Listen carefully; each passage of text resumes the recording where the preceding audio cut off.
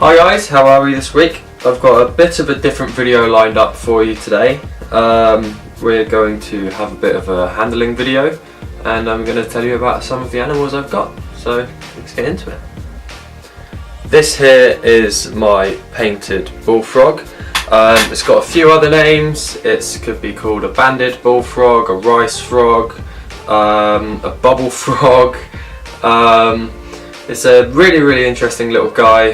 They belong to the narrow-mouthed frog family, or the microhylids. I don't know if that's right or not. As you can see, they've got quite sweet little round bodies. They are dark on the top. They've got these lovely kind of golden brown bands down the side of them, and they've got like quite light bellies. They get to about 3 inches big. This is a female. They tend to get to the biggest, but she won't get much bigger than what she is now.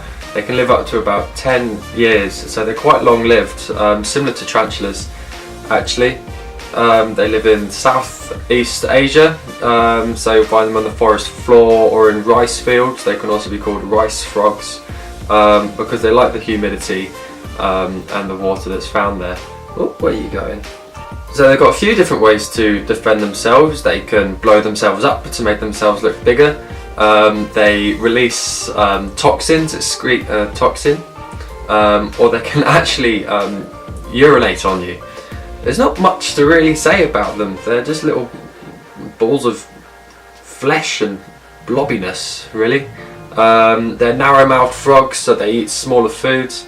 They prefer to eat a lot of smaller things. They can't fit things like dubia roaches or things like that in their mouth. They're just too big. Their primary source of food in the wild is actually ants. They'll spend hours on one ant nest and just eat away. I tend to feed them a lot of small locusts. Just easy to get hold of. Could try fruit flies, but I'm worried with the substrate I've got, because it's got sphagnum moss in it. It's kind of a mix that the frog might ingest some of the moss and things like that and maybe get compaction, which isn't what we want. This nocturnal, we'll find him in his water dish at night chilling out. I actually had quite a small water dish when I first got him, and then I noticed it's a girl, I noticed she would spend most of her time in that, and it was about the same size as her, so I got her a bigger water dish for her to kind of chill out in. During the day she burrows, so there's quite a substantial amount of substrate in there so that she can dig away. They actually dig in from behind, so they shuffle their bum a bit and make their way into the ground that way. She was quite deep into her substrate today actually. She's normally poking her little head out, but she wasn't today. So without further ado, let's get out the next animal, shall we? So guys, here I have my Asian forest scorpion. I don't know how well you can see it from there.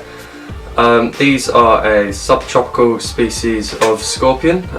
You'll find them in Southeast Asia, kind of in rainforests and things like that. They're subtropical and tropical. They get quite big. They're no scorpions have always fascinated me. They're just creatures that look like they've been put together with parts of other creatures. I think they can be a little bit aggressive, but not really that bad. If you get stung by them, you'll get some like localized swelling and a bit of pain and a bit of redness, but that'll go away between a couple of hours and a couple of days. They mainly use their pincers. They've got very powerful pincers. I've never had the misfortune to be stung or pincered by this guy. Don't know if it's a male or a female. I'm not really sure how to sex scorpions either, but I've called this one Dwayne, as Dwayne The Rock Johnson. His first ever role in a movie was, of course, the Scorpion King. But I think they're absolutely fascinating and really good to look at. I need to get a UV light so that I can do the UV tests, but they're mainly a nocturnal species. I hear the scorpion ratting around in its box at night. Quite loud, actually. It's probably the loudest thing I've got. Something I find quite cool is it can actually hiss, same as some tarantulas. If you really get on its nerves, it will hiss at you, which is a little bit bizarre, I think, but quite cool that you can get an invertebrate that will make a noise like that. So I got one more animal to show you, and then I think we should, what should we do? I need to plan these videos ahead. I'll tell you what I'll do. I'll give you an update on the pokey that a few videos back didn't do so well when I bought it from the spider shop. So yeah, let's get the next animal out. So lastly, this is my Honduran curly hair spider, or Brachypelma albopilosum. It's a small male. I think it's got one more molt left until it matures.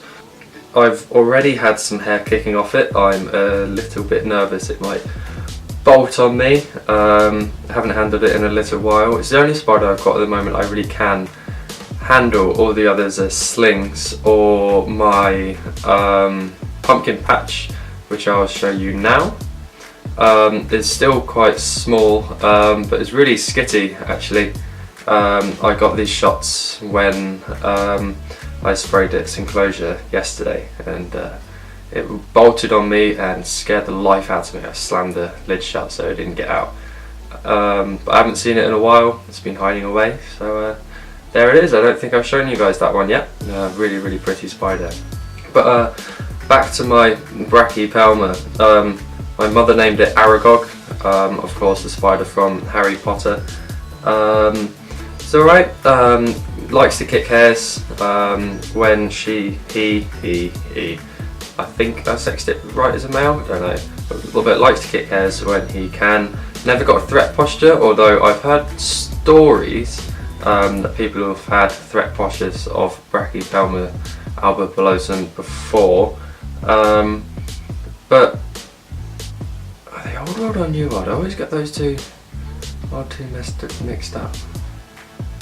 Anyway, I've never really seen or heard a hair-kicking tarantula put threat pose or posture before. They're burrowing tarantulas found in Costa Rica or Honduras. They're known as Costa Rican or Honduran curly hair. They get quite broad, quite fat. But this guy's quite small. I have a feeling it might stay quite small. It will get nowhere near the size of my Metallicas or my OBTs or my White Knee. It'll stay still a large spider, don't get me wrong, but it will stay quite petite. Their hairs, their curly hairs, they're kind of a golden brown colour. They got, especially got a lot of them on their back legs, which I think are really, really pretty. Well, let's be honest, I think most spiders are really, really pretty. But yeah, I don't really know what else to say. They're quite a common first spider species, and this was my my first ever tarantula. So let's give you an update on how my Metallica is doing. So here it is. Here is the P Metallica I got that in my second video wasn't doing quite well. And actually now it's doing absolutely fine, it's healthy, it's brought itself back, I've seen it feed. I saw another attempting feeding quite recently, but then it dropped it for some reason, I don't know. The locust was about the same size as it, but it's still a tiny, tiny, tiny little spider. Go on, focus. Nah, it's not going to. Can't really get it out because it's so small, the camera won't really be able to see it anyway, but it's doing really, really well. I'm looking forward to it getting bigger. Hopefully it's a she. As you know, I got another one from the spider shop as well. This one is a lot less skittish. That one, if I go anywhere near its cage, will go a bit mad, try and find somewhere to hide. I've never seen it feed, just because every time I've kind of got to put a locust in there and leave it. But this guy is perfectly chill. I'll pick up the cage and it just won't move at all. But I've seen it moving around, it likes its little place. I've seen it feed, so it's doing really well, and it's back up again and healthy. So thanks to the spider shop for sending this lovely spider to me, and let's hope it stays healthy and lives a long and happy life. So I think that's it for this week's video. Not very exciting, I'm sorry. I've got a nice surprise for you next week. We'll be taking it out of this room and going somewhere else. So I hope to what do I hope to do? Okay, so we'll be taking it out of the room. I hope you like next week's video. There's been some work put into it, some talking back and forth between people, so hopefully it happens. And hopefully I can surprise you guys with something, and it's going to be really cool. It's going to be really cool. Okay, so hope you liked the video. Give it a thumbs up. If you didn't like it, feel free to give it a thumbs down. I have a Facebook, Instagram and Twitter now. So I'll put the links here, and here. Hopefully I could do that in editing. I might just write the names up. But okay, have a good week, and I'll see you in the next video. Cheers guys, bye.